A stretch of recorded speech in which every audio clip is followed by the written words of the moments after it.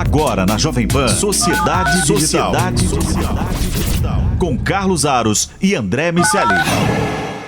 Sociedade Digital no ar, a ponte aérea mais tecnológica do rádio, da TV e da internet. Eu cumprimento você que nos acompanha pela rede Jovem Pan News no rádio, pelo canal Jovem Pan News na sua TV por assinatura, ou ainda pelo Panflix ou nosso canal no YouTube. Vamos juntos nesta próxima meia hora falando sobre cibersegurança. Esse é um assunto que não pode de maneira nenhuma ser esquecido. Vez ou outra a gente traz esse tema aqui no programa e desta vez a gente tem um ponto de partida bem importante. Um estudo do MIT que mostra os 20 países, as 20 economias mais digitalizadas e as tendências. Uma análise que nos coloca, enquanto Brasil, numa posição bem desfavorável quando somos comparados a outros países. Nós estamos lá no fim da lista em diversos tópicos, numa área bem cinzenta, o que significa que, embora tenhamos feito avanços importantes ao longo dos últimos anos, cibersegurança ainda é um gargalo, é o nosso calcanhar de Aquiles e a gente precisa avançar ainda muito mais. Eu quero já cumprimentar o meu parceiro André Miceli, que está comigo nessa missão. Eu sempre trato desse assunto. Eu fico feliz, André, você fala que eu sou o maníaco da cibersegurança, eu fico feliz quando a gente discute esse assunto, porque mesmo quando a gente olha, né, o Cyber Defense Index que o MIT publicou, quando a gente olha um relatório como esse, quando a gente vê o Brasil comparado a outros países, e a gente percebe que tem muita coisa para melhorar, e tem lá os quadrantes, todos a metodologia que o MIT estabeleceu para fazer esse estudo, quando a gente olha, a gente fala assim, poxa, é preocupante, mas tem que olhar o copo meio cheio também. A gente avançou muito em diversos quesitos. E aí, em conversas com especialistas na área, dá até aquele quentinho no coração, porque eles dizem assim, estamos mais maduros quando o assunto é cibersegurança. Será que é isso mesmo, André? Tudo bem, velhinho? Tudo bem, meu amigo, tudo bem por aqui, enquanto não atacam a nossa ponte aérea, porque já deu para perceber que o Brasil definitivamente ainda precisa trabalhar para encher esse copo, Carlos Alves. Realmente, a gente fez um trabalho nos últimos anos que melhorou muito em relação ao que nós tínhamos de infraestrutura geral, mas esse estudo, o Cyber Defense Index, olha para as economias do G20 e avalia como essas economias se comportam, olhando a cibersegurança como um projeto de país.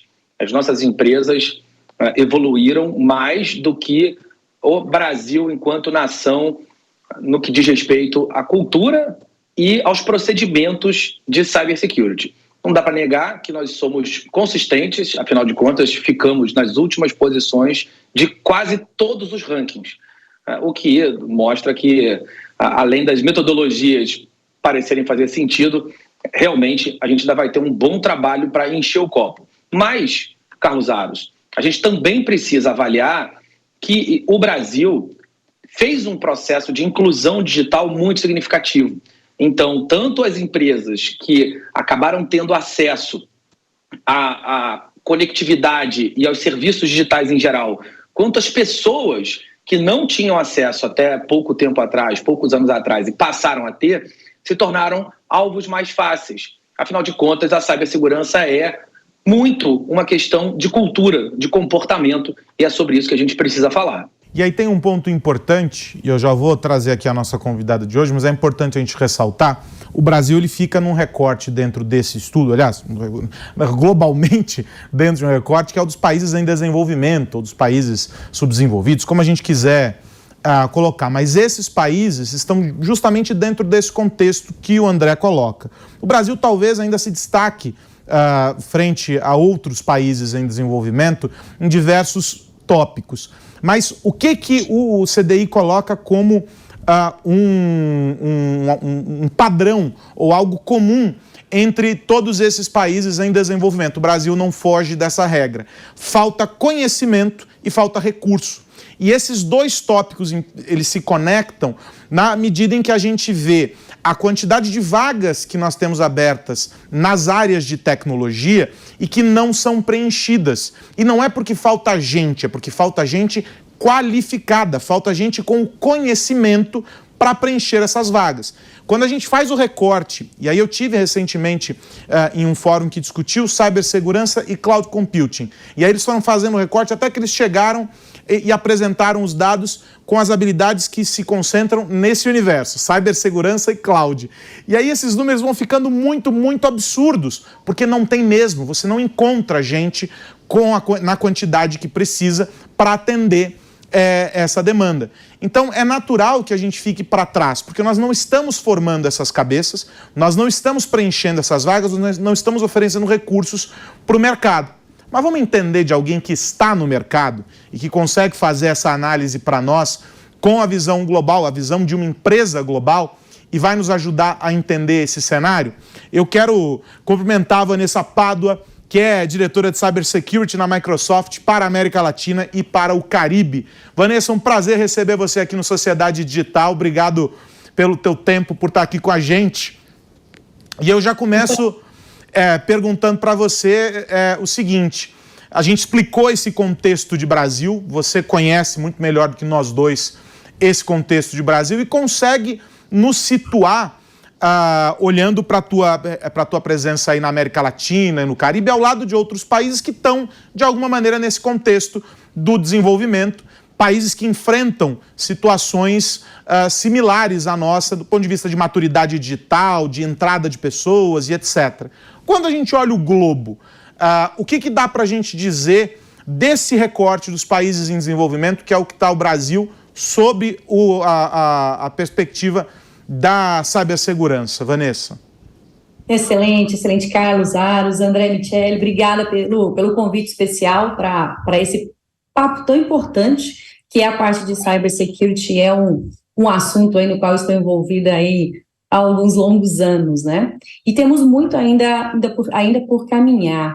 Quando a gente faz esse recorte que você bem trouxe aí, Aros, e a gente olha o Brasil na perspectiva de evolução no âmbito do ambiente de cybersecurity, o Brasil, enquanto país, tem feito algumas ações muito estratégicas e importantes, né, nesse caminhar de cybersecurity, porque quando a gente pensa em segurança hoje, mais do que nunca, ele é um tema sim ou sim dos grandes executivos e executivas das empresas. E muito por quê? Porque quando a gente fala de resiliência cibernética, isso está diretamente conectado com a resiliência operacional, ou seja, a indisponibilidade ou não de uma empresa, a indisponibilidade ou não de um órgão governamental, né, ou de qualquer instituição em qualquer esfera.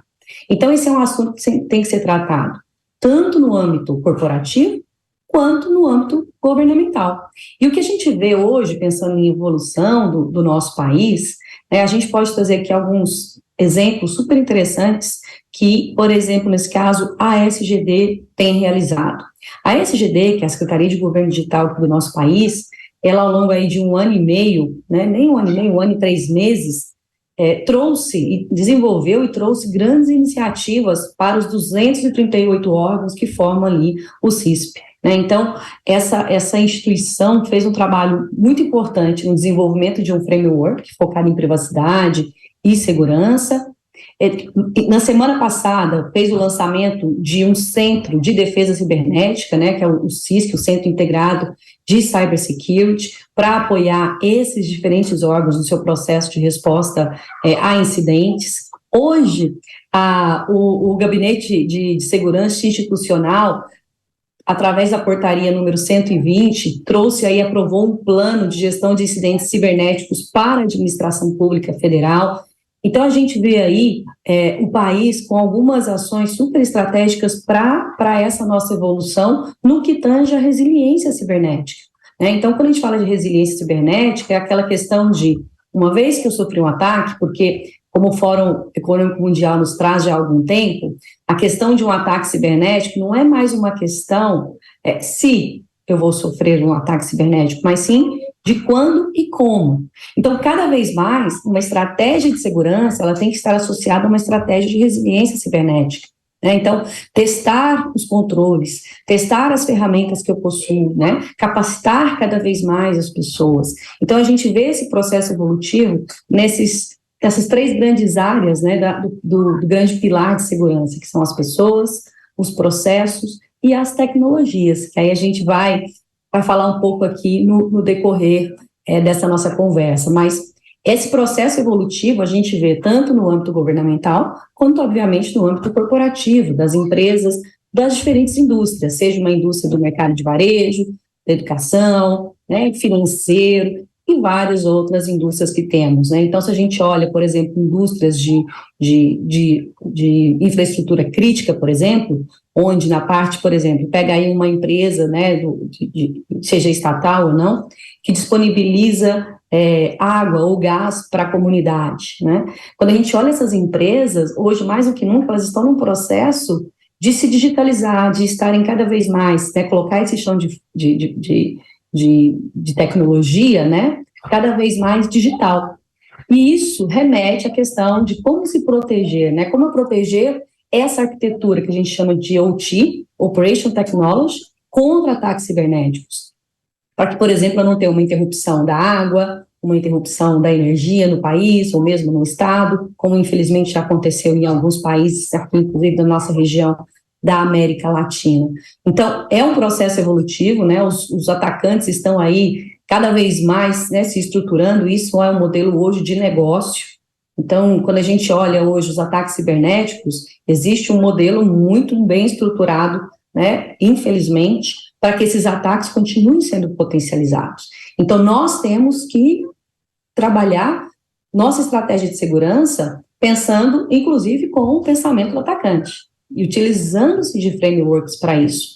Então, entendendo, por exemplo, quais são os passos para um atacante que vai dispensar um ransomware, por exemplo, numa empresa, quais são os passos que esse atacante vai tomar?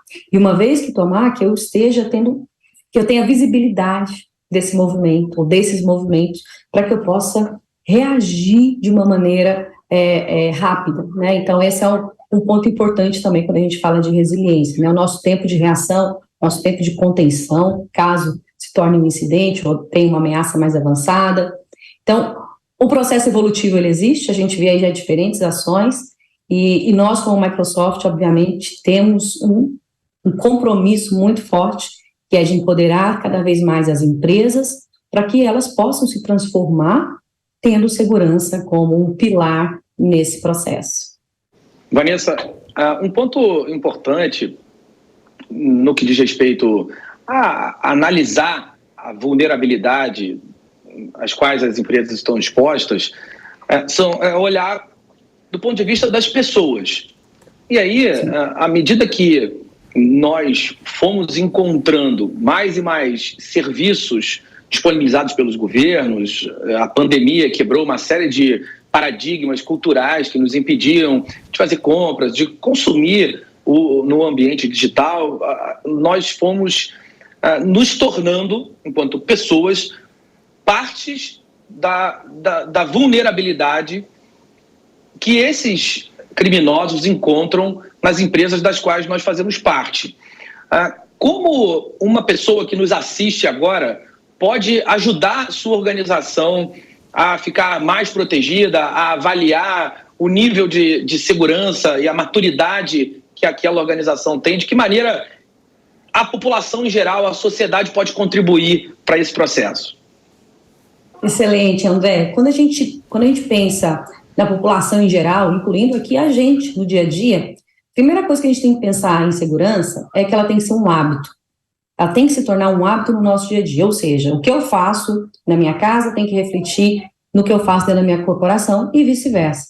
Então, por exemplo, quando a gente fala hoje da utilização dos nossos e-mails pessoais, onde muitas vezes a gente armazena informações que são importantes para a gente, armazena outros dados como fotos, etc. Como é que eu faço para proteger melhor esse ambiente no qual eu tenho as minhas informações pessoais? Aí aqui, gente, a gente tem que pensar em não mais utilizar apenas o usuário e a sua senha, porque isso é frágil.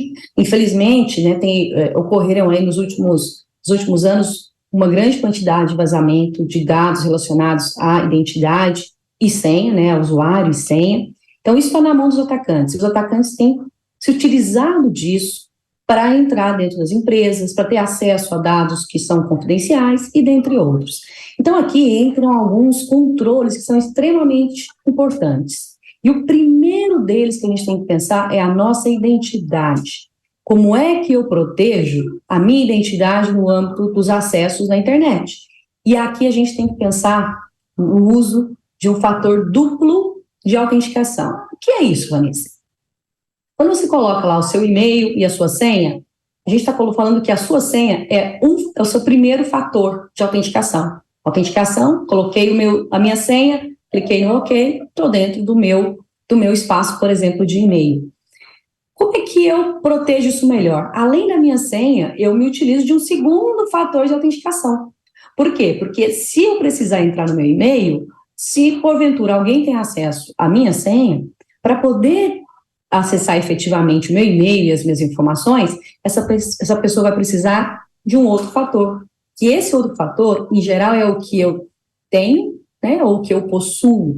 Né? Então, esse o que eu possuo pode ser um aplicativo que vai rodar no seu celular, e toda vez que você entrar, esse aplicativo, ele tem muitos aplicativos de fator duplo de autenticação disponíveis na internet para uso com esses e-mails pessoais, e aí, quando você entrar no teu e-mail corporativo, você colocou a tua senha, adicionalmente vai vir uma mensagem no teu celular para você confirmar se aquele acesso é devido ou não. Uma vez confirmado, aí sim você tem acesso àquele espaço, né, onde estão as suas informações. E o mesmo no âmbito das empresas. O que a gente tem trabalhado muito com as empresas cada vez mais é como fortalecer as pessoas, que as pessoas têm que ser o elo mais forte dentro da corporação. Não só as tecnologias, não só os processos. Então, para fortalecer as pessoas, a gente também tem que muni-las das ferramentas adequadas. E uma delas é a utilização do fator duplo de autenticação. Porque um atacante, ele entra pelo e-mail, muitas vezes, né, obviamente, ele entra por um e-mail, que a gente chama aí de phishing, que é um e-mail que inicialmente parece ok, mas ele tem ali um senso de urgência, ele tem algo que, às vezes, no seu dia a dia, você não vai observar que aquele e-mail não é o correto, né? Não é o e-mail real, e sim o e-mail fake, que está se passando, às vezes, por uma compra, né, por um desconto interessante numa loja qualquer, e você faz um clique para ver do que se trata. Nesse clique que você faz, naquele link que vem no e-mail, é onde o atacante dispensa ali na tua máquina um malware que começa a trabalhar, que vai em busca de identidade, que vai em busca dos seus acessos, para então começar o que a gente chama de escalar privilégios dentro das empresas. Então, aqui a gente tem que pensar como fortalecer a identidade, não importa se é no âmbito pessoal, se é no âmbito corporativo. Aqui a gente está falando do primeiro, né, uma das primeiras ações para a gente começar a mitigar os ataques que estão cada vez mais sendo potencializados. Então aqui, André, o primeiro passo é ter uma higiene cibernética. A higiene cibernética é o conceito de você melhorar cada vez mais as configurações básicas do seu dia a dia no acesso à internet. A identidade é a atualização das aplicações do sistema operacional no qual você utiliza é outro ponto extremamente necessário. Quando a gente fala nas empresas, a gente trabalha muito no conceito de confiança zero. Eu não confio, estou na internet, estou num ambiente hostil, então eu tenho que sempre monitorar os meus acessos, né, verificar se esse é um acesso devido ou não. Obviamente, isso tem que ser feito de uma maneira automatizada e não de uma maneira manual, né? Então, voltando aqui aos pilares, então, higiene cibernética aí contemplando a parte de uma identidade fortalecida com fator duplo de autenticação, a parte de atualização do sistema operacional, visibilidade, para eu conseguir entender o que o atacante tem realizado dentro do meu ambiente, porque aqui vai um dado interessante. Segundo o último relatório da IBM, leva-se, em média, 270 dias para o momento em que uma ameaça entra dentro da empresa, até o momento em que ela é contida. Isso significa que muitas vezes o atacante ele já está dentro do nosso ambiente. A gente só não tem a visibilidade que ele está lá dentro. Então, por isso que essa questão de eu tenho que ter visibilidade, porque eu não consigo proteger o que eu não consigo ver. Então, quando a gente fala de higiene cibernética, o terceiro ponto aqui é a visibilidade. E, obviamente, a proteção dos dados, né, para que eles estejam aí armazenados de maneira adequada. Pegando carona aí nisso que você está descrevendo, tem um tópico que é muito frequente nessa discussão, que é o papel da regulamentação e do desenvolvimento de um arcabouço jurídico, regulatório e etc., que também seja sólido bastante para criar um ambiente de segurança, né? E a gente tem iniciativas importantes acontecendo no mundo todo. O Brasil acompanha isso, talvez mais distante do que deveria, ou numa velocidade menor do que deveria, se a gente for olhar outros debates, mas a gente sabe que quando envolve essa discussão, ela chega num nível burocrático, técnico, e a gente sabe que o regulador ele não acompanha a velocidade do desenvolvimento tecnológico e etc, etc e etc. O quanto isso hoje, em 2022, caminhando para 2023, o quanto isso hoje é ainda um fator que contribui para que a gente deixe de avançar em pontos que são cruciais sob o ponto de vista da cibersegurança, penalizando as empresas, penalizando os usuários e penalizando o país no fim do dia. Excelente ponto aí, Carlos. Quando a gente fala nessa questão de regulamentação, a gente está no processo evolutivo enquanto país, enquanto região, né, cada vez mais para a gente ter aí as leis acompanhando esse movimento do crime cibernético. Quando a gente pensa na parte de proteção de dados, o Brasil aí tomou um passo importante, que foi a criação, né, da lei de proteção de dados. E aí a gente tem hoje a Agência Nacional de Proteção de Dados, que trouxe aí uma lei extremamente importante para essa questão de como as empresas vão cuidar da proteção dos dados, né? E em caso que algum dado que seja, que a gente chama aí que são os dados que possam te atribuir a uma pessoa, né, te identificar, que eles tenham que estar anonimizados, ou seja, que eles não possam ser identificáveis caso a minha base de dados seja disponibilizada ou roubada de alguma maneira, né? E aí, então, essa lei de proteção de dados, ela veio num momento super oportuno, né? A GDPR já existe há muitos anos aí na parte, no âmbito europeu, e o Brasil veio com a nossa Lei Geral de Proteção de Dados para justamente começar a trazer essa consciência para cada vez mais as empresas olharem os dados como eu tenho que protegê-los. Né? Então, eu tenho que classificá-los, eu tenho que criptografá-los, eu tenho que armazenar a menor quantidade de dados possível, que quanto menos eu armazeno, né, em especial dados pessoais, dados que possam identificar as pessoas, menos exposição eu vou ter no caso de um vazamento de dados, um vazamento de informação. Então, essa evolução na parte da Lei Geral de Proteção de Dados foi um marco muito importante aqui, em especial para o nosso país. Outros países também estão nesse caminho, né, o que é extremamente relevante quando a gente fala aqui na nossa América Latina. E aí, obviamente, quando a gente fala da lei, ela ajuda as empresas também a cada vez mais entenderem qual é o papel dela nessa proteção. E aí, mais uma vez, olhando para esse grande tripé. Uma vez que eu tenho a lei que vai ditar o tipo de proteção, tipo de proteção que eu preciso ter, mas quais são as ações que eu preciso tomar, ou quais são as punições caso ocorra um vazamento de dados, dentre outras, por sua vez eu tenho que pensar quais são as tecnologias que vão me proteger, né, cada vez mais, para eu ou mitigar alguns riscos, ou transferir outros, ou aceitar alguns. Então, tudo começa dentro de uma empresa no processo que a gente chama de análise de risco. A análise de risco, ela vai mostrar para as empresas em geral quais são os principais ativos, quais são as prioridades que eu tenho que colocar em cada uma dessas análises, quais são as tecnologias que, por sua vez, eu tenho que usar para mitigar alguns dos cenários. E aí, quando a gente fala de análise de risco, essa, em geral, é a conversa que a gente leva para o board das empresas, para os executivos das empresas, para que eles possam cada vez mais entender. Quando a gente fala de segurança, se a gente fica num técnico e não traduz isso para o mundo de negócio, é onde muitas vezes a gente se perde e não consegue mostrar para as empresas o grande porquê dos investimentos em segurança, né? Então, o Fórum Econômico Mundial criou um documento bem interessante, que é justamente um documento para apoiar a tradução desses termos mais técnicos de segurança para o board das empresas.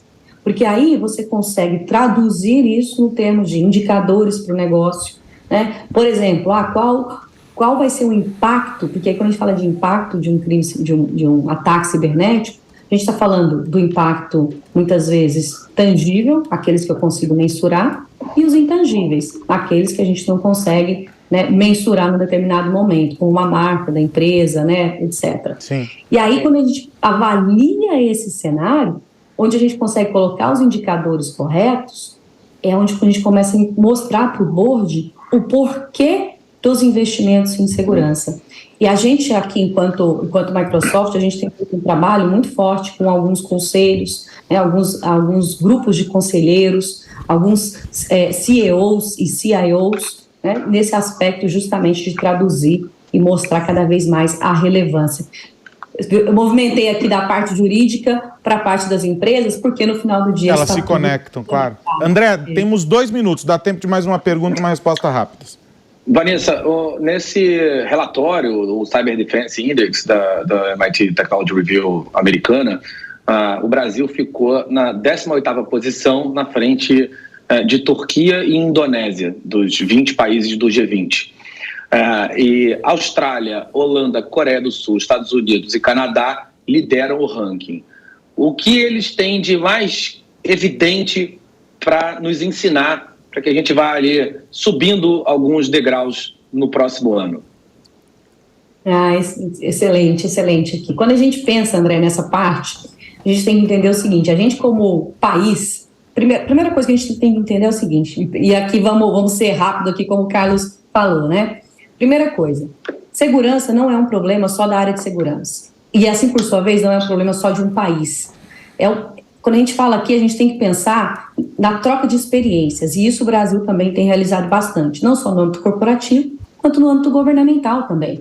Então, esse aprendizado mútuo é interessante, porque por mais que a gente esteja ali, na 18ª posição e outros estão em posições iniciais ali, né, primeiro, segundo, terceiro, quarto, enfim, esses países também têm muito a aprender com a gente, e a gente tem essa troca, inclusive aqui dentro da Microsoft, nos diferentes países, como, por exemplo, existem ataques relacionados à fraude, que o Brasil aqui acaba sendo o país que tem os mais diferentes tipos de ataques de fraude que você possa imaginar, que não acontece no Canadá, que não acontece nos Estados Unidos. Então, primeira coisa aqui é a questão da troca, a cooperação entre as empresas. Na Microsoft, a gente tem uma área que chama Digital Crime Unit. É uma área de cooperação que apoia essa cooperação mundial entre os diferentes países, até para a gente poder não só identificar onde estão os atacantes, os criminosos cibernéticos, mas atuar com esses diferentes países. Então, o aprendizado aqui ele tem que ser mútuo. Quem está em 18º com o 10º, do 10º com o 12º, essa cooperação ela é essencial para que todos possam evoluir na estratégia de segurança do país. Não, e é importantíssimo isso, porque são realidades muito diferentes, experiências diferentes, e não tem fronteira no mundo digital, né? O que acontece aqui vai acontecer lá, e essas experiências somadas geram um esforço conjunto para a proteção e para o combate aos cybercrimes. Eu quero agradecer demais a Vanessa Pádua, diretora de Cybersecurity na Microsoft para a América Latina e para o Caribe. Vanessa, obrigado pelo teu tempo, pelo papo aqui com a gente, pelas análises. Até a próxima. Um abraço, pessoal. Obrigada. André Miceli, semana que vem tem mais, meu amigo. Semana que vem tem mais, Carlos Aros. Para um hipocondríaco digital como você, a conversa de hoje é um deleite. Teremos motivos para nos preocupar por muito tempo. Um abraço para você e para todo mundo que nos ouve. Vou para terapia depois do programa de hoje. Isso, exatamente.